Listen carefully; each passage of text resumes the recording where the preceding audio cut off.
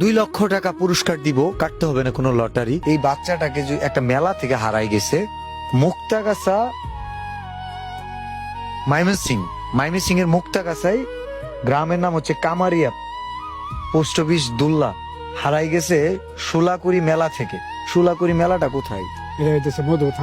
মধুপুর থানায় পড়ছে। বিশেষ করে টাঙ্গাইল, ময়মনসিং, গাজীপুর, নরসিংদী, সিরাজগঞ্জ, এই এরিয়াগুলোর মধ্যে এবং আমাদের শেরপুর, জামালপুর, আমার কাছে মনে হয় আশেপাশে কোথাও না কোথাও আছে।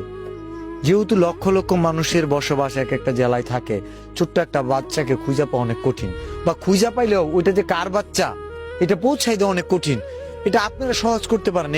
এই মুহূর্তে যদি আপনি ভিডিওটা দেখে থাকেন, আপনার যদি একটা সন্তান থেকে থাকে, আপনি বলেন এই সিচুয়েশন হলে আপনি কি চাইতেন না এই ভিডিওটা কেউ একজন শেয়ার করো? চাইতেন না? আপনার ভিডিওটা একটু শেয়ার করে দেন, আর কিচ্ছু না। আর যে এই বাচ্চাটাকে খুঁজে পাবে, আমি নিজের হাতে তাকে 2 লক্ষ টাকা পুরস্কৃত করতে চাই।